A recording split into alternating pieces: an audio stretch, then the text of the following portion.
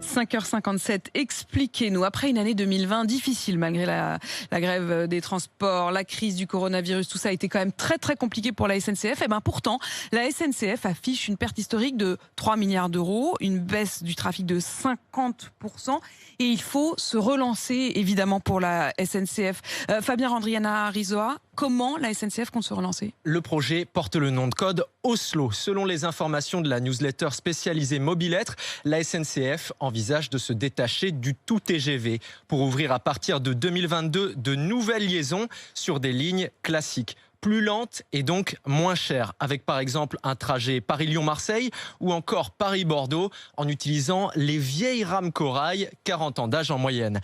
La formule existe déjà sur quelques lignes sous le nom Intercité 100% éco, avec par exemple un trajet Paris-Lille le week-end avec des billets à 10 €.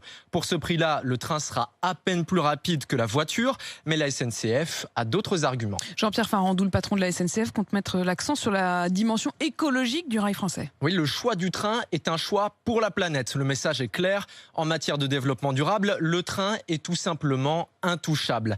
Voyager en TGV émet 50 fois moins de CO2 qu'en voiture, 80 fois moins qu'en avion.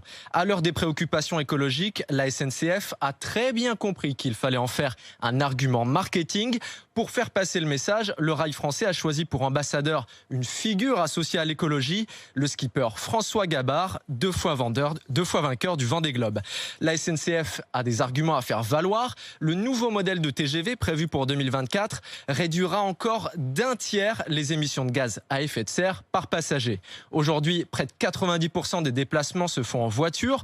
Le PDG de la SNCF espère bien venir grignoter la part du routier, ne serait-ce que de quelques points. Et Emmanuel Macron l'avait annoncé le 14 juillet dernier, la SNCF s'apprête aussi à relancer les trains de nuit. Oui, pourtant on peut dire que c'était une espèce en voie d'extinction. Seules 2 lignes avaient survécu jusque-là, Paris-Briançon et le Paris-Tarascon, la Tour de Carole. À son apogée à la fin des années 70, les trains de nuit desservaient pourtant pas moins de 550 gares. Et puis le TGV était passé par là, redessinant la carte ferroviaire. L'objectif est clairement de surfer sur le succès du pass Interrail avec des liaisons internationales vers l'Allemagne, la Suisse et l'Autriche.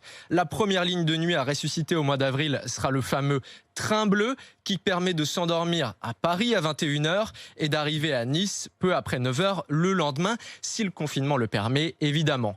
La vente des billets a été lancée hier, comptez 19 € en siège incliné, 29 en couchette de seconde classe. Problème, avec les règles sanitaires, il faudra vous organiser avec vos camarades de comportement pour dormir en position tête bêche. Et pour faire revenir les clients, Fabien, la SNCF va aussi devoir clarifier son offre. Oui, j'ai fait une petite recherche pour vous hier soir. Actuellement, il n'existe pas moins de 5 applications mobiles de la SNCF.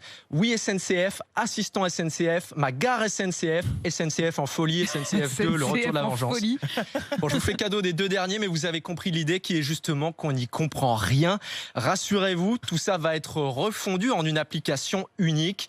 L'algorithme chargé de fixer le prix des billets sera lui aussi actualisé et ce sera beaucoup plus lisible pour les clients. La SNCF réfléchit aussi à mettre en place un abonnement dédié aux voyageurs d'affaires, même si avec le développement des visioconférences et du télétravail, l'entreprise sait d'ores et déjà que cette clientèle ne reviendra pas au même niveau qu'avant la pandémie. Et quand on se souvient qu'il y a pratiquement un an, peut-être un tout petit peu plus, ils nous ont déjà fait toute une campagne où ça devenait oui au lieu de SNCF. Vous vous souvenez de ce truc-là? Non mais en fait, ils n'arrêtent pas le progrès et c'est toujours aussi confus. Merci beaucoup Fabien.